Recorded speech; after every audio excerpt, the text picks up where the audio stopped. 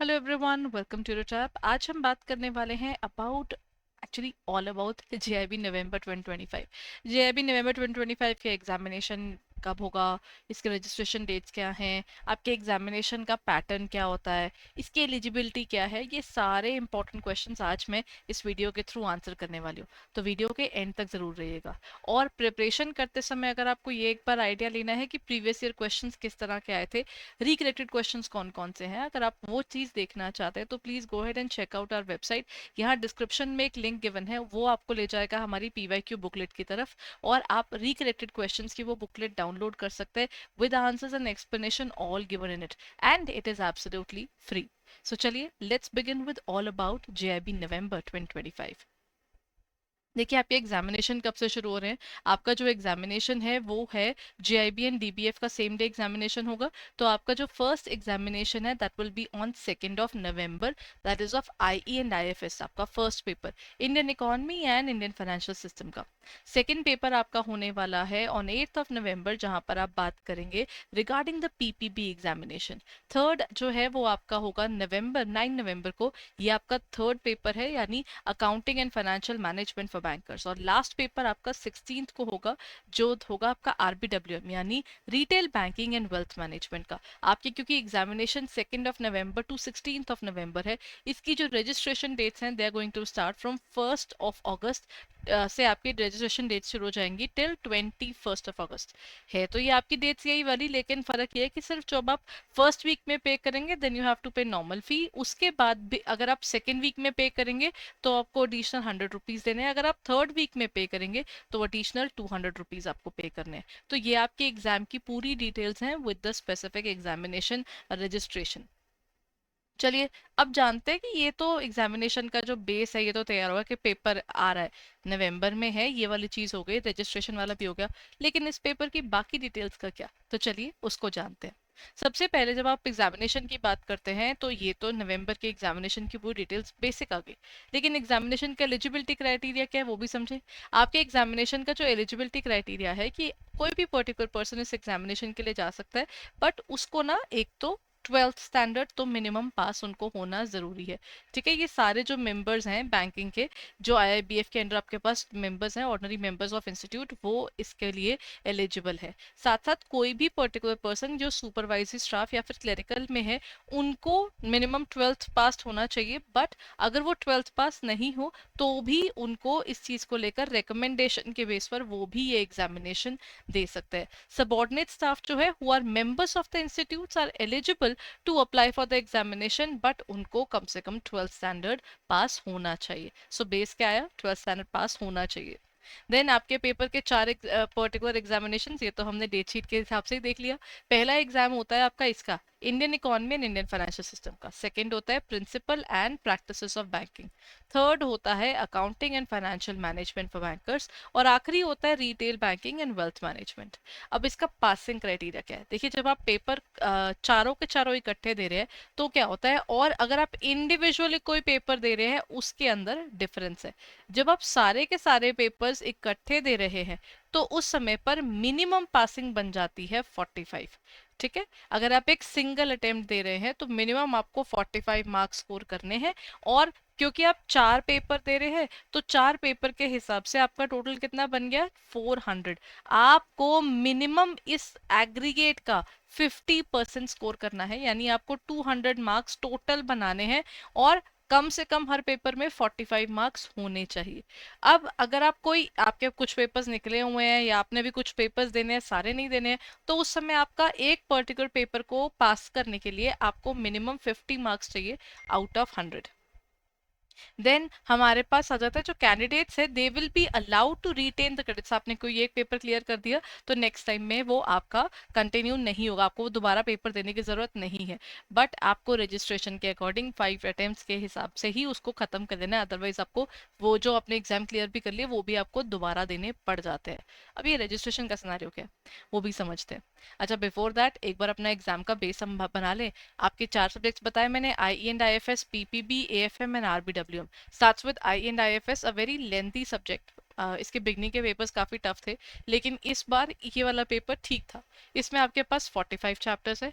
PPP is one of the lengthiest subject of all time, जो इसमें आता है आपको जेआईबी के अंदर। तो 55 चैप्टर्स आपके इसमें हैं, और 35 चैप्टर्स है अकाउंटिंग एंड फाइनेंशियल मैनेजमेंट में, और 30 चैप्टर सबसे छोटा जिसको हम मानते हैं वो है आरबीडब्ल्यूएम। बट इस बार क्या हुआ, टिल डेट ये पेपर बहुत ज़्यादा स्कोरिंग होता था, इस बार ये पेपर आया बहुत टफ। और ये वाला पेपर भी as compared to the previous sessions AFM भी टफ साइड पर आया।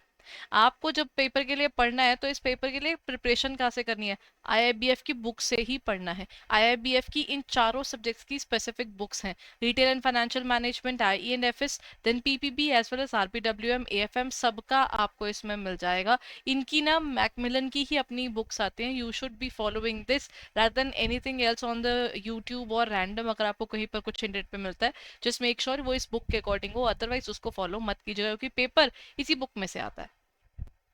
अब मैं जो पॉइंट बता रही थी टाइम लिमिट वाला क्या था, देखिए आप ना एक बारी में 5 अटेम्प्ट्स के लिए रजिस्ट्रेशन करवाते हैं, या फिर 3 इयर्स के लिए, विच एवर इज अर्लियर। या तो आपके 5 अटेम्प्ट खत्म हो जाएंगे या आपके 3 साल खत्म हो जाएंगे, उसके अंदर अंदर आपको ये हो जाएगा। आपको ये पेपर क्लियर करने हैं। नहीं कुछ कुछ पेपर क्लियर किए, कुछ नहीं किए, तो आपको सारे दोबारा देने पड़ जाएंगे। ठीक है, जो कैंडिडेट्स इस टाइम पीरियड में नहीं कर पाते हैं उनको दोबारा से खुद को री एनरोल करना पड़ेगा। तो वो जो उनका बेनिफिट हुआ था ना, जो कुछ पेपर निकले कुछ नहीं निकले, वो उनका खत्म हो जाएगा। इनका 3 इयर्स या फिर 5 attempts which ever is earlier आपका काउंट हो जाएगा, जिस समय आप रजिस्ट्रेशन करवाते हैं फर्स्ट अटेम्प्ट के लिए। तो जो है attempts will be counted where she applies. Everyone, जब आप अप्लाई कर दोगे ना, चाहे उसमें बैठे हो चाहे नहीं बैठे हो, वो काउंट होगा। आप गए नहीं गए, लेकिन आपने अप्लाई किया, वो वहां पर काउंट होगा। ठीक है, सो आपके पास any 5 examination out of 6 examination, because आप 5 अटेम्प्ट ही दे सकते हैं ना एक रजिस्ट्रेशन के अंदर, तो आपको वो उस हिसाब से 6 इयर्स में एज सच आपके 6 अटेम्प्ट आ जाते हैं, लेकिन आप किसी 5 ही दे सकते हैं। You can not give 6। और अपीयर नहीं हुए लेकिन आपने फिल किया फॉर्म, तो भी वो काउंट होगा। ठीक है, these are very important points जो आपको पता होने चाहिए आपके इस एग्जाम के निकालेंगे। देन इसकी क्रेडिट्स का क्या सिस्टम रहता है कि आप ना देखिए 3 अटेम्प्ट्स के लिए आपके पास क्या है, अंडर द ओल्ड सिस्टम, तो अगर आप उसको यूज कर रहे हैं तो he will she will get 2 more attempts to pass JAIIB under the revise syllabus. ये बेसिकली ना जब सिलेबस रिवाइज हुआ था उसके उन लोगों के लिए, अब तो खैर मोस्टली लोग स्विच कर चुके हैं ना, न्यू सिलेबस के अंदर ही पेपर दे रहे हैं, बिकॉज पेपर को अभी सिलेबस में चेंज हुए भी बहुत टाइम हो चुका है अब। ठीक है, तो बट स्टिल उन्होंने वहां पर स्पेसिफाई किया हुआ था कि जिन्होंने पुराने सिलेबस में दिए हुए हैं, ठीक है, दे हैव एग्जॉस्टेड 3 अटेम्प्ट्स, उन्होंने पिछले अटेम्प्ट्स पिछले में 3 दे दिए थे, तो उनके पास अभी भी 2 बचे हैं, तो वो रिवाइज में दे सकते हैं। For such candidates under the old syllabus but will be availing credits under the revise syllabus for the subjects, आप ना कुछ ही सब्जेक्ट्स में पुराने वाले सब्जेक्ट्स, जैसे कि उन्होंने पहले पेपर दिया था पुराने सिलेबस के अंडर, लेकिन न्यू सिलेबस में कई बार लोग पेपर नहीं दे पाते, तो आपके पास में ना ये चीज काउंट नहीं होगी कि आपने मतलब जो जो पेपर उसमें निकाल लिए उनमें से कुछ ही हैं जो इसमें आपको एज अ क्रेडिट अवेलेबल है। क्योंकि जैसे आरबीडब्ल्यूएम पहले नहीं था, वो अभी भी आया था, साथ में ऐड हुआ है, आई एंड आईएफएस पे भी ऐड हुआ है, तो इस हिसाब से आपके पास क्या हो जाता है, आपके पेपर का पैटर्न चेंज हो गया था ना, इसलिए सारे सब्जेक्ट्स के आपके पास में क्रेडिट्स अवेलेबल नहीं है। 2 पेपर्स के अंदर ही आपके पास एज सच बन पाते हैं वो। ठीक है, old syllabus but will be availing credit under the revise syllabus. आप रिवाइज सिलेबस के अंदर जा रहे हैं तो आपके पास टाइम लिमिट है 3 साल का अंडर द रिवाइज सिलेबस, जो जिसके अकॉर्डिंग आपके पुराने वाले सिलेबस का वो काउंट हो रहा है, उसके बाद वो काउंट नहीं होगा, will be counted from the date of registration from the first attempt under the old syllabus. तो मोस्ट प्रोबेबली जिनके भी थे वो अभी तक तो एक्सपायर हो चुके हैं, बिकॉज आपके 2022 के अंदर आपका ये सिलेबस चेंज आया था और 23 की फर्स्ट अटेम्प्ट से काउंट होगा, तो 23 24 और अब आ चुका है 25, तो उस हिसाब से अगर किसी का होगा तो मोस्ट प्रोबेबली अब तक एक्सपायर हो चुका होगा वो टाइम पीरियड। एग्जाम रजिस्ट्रेशन आपको करवाना पड़ेगा, रिटेन क्रेडिट्स के रिगार्डिंग उन लोगों को अलाउड था। ठीक है, ये उनकी जो बेसिक इन्फॉर्मेशन थी ये वहां पर गिवन था, और आपके अगर अपने पेपर में क्लियर नहीं कर पाए हैं तो आपको पुराना सब क्रेडिट आपका खत्म हो जाएगा, आपको दोबारा से सब कुछ देना पड़ेगा as if you are giving the examination for the first time. Examination fee क्या रहती है आपके पास, normally 4000 for the first attempt, second attempt के 1300 रहता है। और रजिस्ट्रेशन में भी याद रखिएगा, फर्स्ट अटेम्प्ट अगर आप फर्स्ट वीक में पे कर रहे हो तो एक्स्ट्रा फी नहीं है, लेकिन अदरवाइज 100, एंड देन से थर्ड वीक आते आते 200 एक्स्ट्रा देना है। आपका एग्जामिनेशन मीडियम हिंदी भी हो सकता है, इंग्लिश भी हो सकता है। पेपर में कैलकुलेटर अलाउड है, आप अपना कैलकुलेटर भी लेकर जा सकते हो, और सिस्टम कैलकुलेटर भी आपके पास अवेलेबल है। आपका एग्जामिनेशन किस तरह का होता है? आपके एग्जामिनेशन के अंदर जो क्वेश्चन पेपर है उसमें आपके पास 100 अप्रोक्सीमेटली क्वेश्चंस होते हैं। आपके पास 50 क्वेश्चंस होते हैं हाफ मार्कर, देन 25 होते हैं 1 मार्कर, और 25 होते हैं आपके पास में 2 मार्कर। तो इस तरीके का रफली पैटर्न आता है, 0.5 to 2 के अंदर वेरी करता हुआ। और जो एग्जामिनेशन है ये ऑनलाइन मोड से ही होता है, और आपके पेपर में अभी तक तो कोई नेगेटिव मार्किंग नहीं है। Class of pass first class माना जाता है जब भी आपने 60% और मोर किसी पेपर में स्कोर कर लिया है, और एक में या फिर आपके टोटल के अंदर आपके पास गया, तो वो फर्स्ट क्लास में काउंट होगा। फर्स्ट क्लास विद डिस्टिंक्शन वो होंगे जिनके पास 70% और मोर है एग्रीगेट में, और 60% मोर है हर एक सब्जेक्ट के अंदर, तो आपके फर्स्ट फिजिकल अटेम्प्ट के अंदर। ठीक है, तो वो यहाँ पर आएगा, तो क्लास ऑफ पास मिलता है उनको।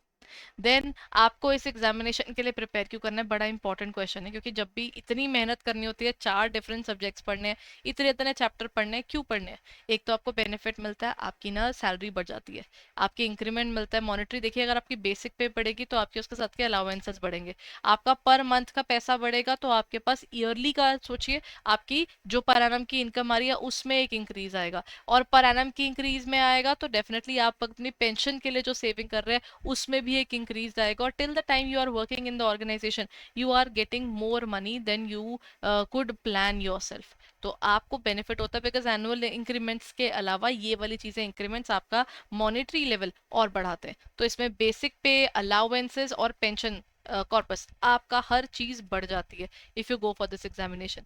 साथ साथ अगर आप इस एग्जाम को देते हैं तो आपकी प्रोफेशनल नॉलेज बढ़ती है, तो आपको प्रमोशन में भी हेल्प होती है, और नॉलेज और स्किल्स तो डेफिनेटली डेवलप हो रहे हैं। और सीआईबी का पेपर आप सिर्फ तभी दे सकते हैं जब आपने जेआईबी का पेपर क्लियर किया हो, अदरवाइज आप नहीं दे सकते। When you are preparing for this examination, यही चीज मैंने आपको भी बताई थी, आपके पास 4 स्पेसिफिक सब्जेक्ट्स है, और इनकी बुक आपको आईआईबीएफ की ही फॉलो करनी चाहिए। सबसे मेन वही है, क्योंकि पेपर उसी में से बनता है। तो आपको इस एग्जामिनेशन के अंदर इन बुक्स को फॉलो करना है। और जैसे I and I F S, this is the syllabus there, अभी मैंने बताया था इसमें आपके पास 45 चैप्टर्स आ जाते हैं। सो इसमें प्रॉब्लम क्या होती है? एक तो बहुत डायनेमिक कंपोनेंट है, लेंथी है, कॉम्प्लिकेटेड है, और बहुत सारी इंफॉर्मेशन है याद करने को, बहुत सी मल्टीपल रीडिंग्स देनी पड़ती है, क्योंकि सब्जेक्ट खुद में कॉम्प्लेक्स है। ठीक है, और फिर साथ साथ बुक डेफिनेटली एक कॉम्प्लेक्स सिचुएशन में बनी होती है, तो फाइनेंशियल सिस्टम वाली चीज जिन्होंने पहले कभी नहीं वो पढ़ा होता उनके लिए बहुत चैलेंजिंग हो जाता है। तो इसके लिए आपको मैकमिलन की बुक फॉलो करनी चाहिए। आप चाहें तो एनसीईआरटी के अंदर भी देख सकते हैं उसको, बेसिक्स जिनके उन्होंने कभी नहीं पढ़ा हुआ उनको एक बार इकोनॉमिक्स वाला पोर्शन देखना है तो वो +1 +2 में आप देख सकते हैं। Then is your PPB, practices, principles and practices of banking, a very important topic, लेकिन बहुत लंबा सब्जेक्ट है, आप लोगों के बहुत काम का है, क्योंकि आपको मल्टीपल जगहों पर ये हेल्प करेगा, लेकिन इसमें बहुत से फिगर्स, फैक्ट्स, डेटा है, याद करने मुश्किल होता है। सिलेबस मैंने आपको बताया था, इसका सिलेबस सबसे लंबा है जेआईबी के अंदर, और प्रैक्टिस चाहिए, नहीं तो उसका समझ में नहीं आता पेपर में क्वेश्चन क्या पूछ रहा है। तो इसके मॉक टेस्ट और बाकी सब चीज़ आपको करनी चाहिए। एंड यस, ये this book is not for beginners, क्योंकि इसकी लैंग्वेज ही टफ है, तो जिन्होंने पहले इन्होंने कभी नहीं पढ़ा हुआ उनके लिए थोड़ा चैलेंजिंग हो जाता है। देन इसके अंदर आपको आरबीआई सर्कुलर्स देखने हैं, जब तक आपका एग्जामिनेशन का पेपर नहीं आता वो वाला आया। देन आपके पास में आईआईबीएफ बुक आपको फॉलो करनी है। अब अगला आता है accounting and financial management for bankers, जिसमें आपके पास टोटल 35 चैप्टर्स है। ये टेक्निकल सब्जेक्ट है, बैलेंस शीट समझना, प्रॉफिट एंड लॉस अकाउंट समझना, आईटीआर यानी इनकम टैक्स के रिटर्न समझना, वो सब आपको इसमें। नॉन कमर्स बैकग्राउंड वालों के लिए तो बहुत प्रॉब्लम आती है, क्योंकि बेस से पढ़ना पड़ता है अकाउंट्स पूरा। और बल्कि बुक है, डेफिनेटली बुक बल्कि है, 600+ पेजेस तो इसमें डेफिनेटली है ही। और पेपर में न्यूमेरिकल भी आता है, जहां पर आपको बिना प्रैक्टिस के तो you will not be able to score good marks. और इसके लिए आपको फॉलो क्या करना है? अगेन मैकमिलन की बुक ही इसका मेन पॉइंट है। उसके अलावा आपको लगता है तो आप +1 +2 की बुक्स देख सकते हैं, ये आपको बेस बना देगा बिगिनिंग के मॉड्यूल्स के लिए। बाद के मॉड्यूल्स के लिए ये काम नहीं करेगा, वो आपको पढ़ने ही पड़ेंगे प्रॉपर डिटेल में। अगर आप नॉन कमर्स बैकग्राउंड के भी हैं तो भी वही वाला आपके जो मॉड्यूल्स है वो चैलेंजिंग भी है, लेकिन उसके लिए बेस आप यहाँ से डेफिनेटली बना सकते हो। और अगेन आपको पढ़ना कहाँ से है? मैकमिलन की बुक से, बिकॉज इसी में से पेपर आता है। लास्ट चैप्टर जो लेकर आए वो है आरबीडब्ल्यूएम, नया कंपोनेंट है। इस बार तो पेपर में ना पेपर भी ट्रिकी था, तो लैंग्वेज का फर्क आ जाता है। अगर आपकी फाइनेंशियल नॉलेज है फिर तो अच्छा है, लेकिन अगर आपकी नहीं है तो प्रॉब्लम आती है। पेपर छोटा है लेकिन ट्रिकी है सिलेबस, और रिविजन तो हर पेपर में चाहिए ही, उसके बिना आपको चीज़ें याद नहीं होंगी। सो आप इसमें अपनी जो बुक्स है, you can definitely go head and check out the BBA books there, retail banking वाला, and then you can also go for the specific area of IIBF की बुक अपनी जो है। मतलब one of the best thing that I prefer is कि अपनी IIBF की book से ही पढ़िए, उससे ना आपको बहुत ज़्यादा बेनिफिट होता है। Now if you are planning to look forward to our sources और समथिंग, आपको लगता है कि आपको कहीं से पढ़ने की ज़रूरत है, तो आप हमारा जेआईबी का मास्टर कोर्स रिव्यू कर सकते हैं। उसमें आपको क्या मिल जाता है, 160 प्लस आपके पास कंसेप्ट क्लासेस हैं, लाइव क्लासेस भी आपको मिल रही हैं, 14,000 प्लस एमसीक्यू है, शॉर्ट नोट्स हैं, सॉल्व प्रीवियस ईयर पेपर्स है सिंस जेआईबी 2023, उसके बाद के सारे मिल जाएंगे। और जो नोट्स है वो डेफिनेटली क्रिस्प हैं, क्लियर हैं और छोटे छोटे हैं। और साथ में आपको कंप्लीट मास्टर कोर्स मिल जाएगा, हर एक सब्जेक्ट के कंसेप्ट नोट्स और एमसीक्यूज दोनों आपको मिल जाएंगे। इनफैक्ट क्लासेस भी मिलेंगी और नोट्स भी मिलेंगे, और फुल लेंथ टेस्ट भी हैं जहां पर आपको 40 प्लस हर एक में, मिनिमम 10 प्लस तो फुल लेंथ टेस्ट आपको मिल रहे हैं, यानी हर एक पेपर के अंदर मिनिमम 200 क्वेश्चंस है, तो 2000 क्वेश्चंस आपको मिनिमम मिल जाएंगे only in the full length test. और चैप्टर वाइज टेस्ट आपके अलग है। और आपको मिल रहे हैं पीवाईक्यू, यानी मई, अक्टूबर, जून, अक्टूबर, इन सब के जो पेपर हुए थे, इन सब की पूरे के पूरे पेपर्स आपको यहाँ पर मिल जाएंगे। ठीक है। और इसके अलावा if you are looking forward to it, तो साथ में ना आप जा सकते हैं हमारी वेबसाइट के ऊपर ही। So let me take you to our website itself directly, ताकि आपको अगर हमारे कोर्सेज का लेना हो तो आप कहाँ जा सकते हैं, मैं आपको वो दिखा देती हूँ। You just have to go on to our website www.edutap.in, and जैसे ही आप एडुटैप पर जाएंगे you will find the details there.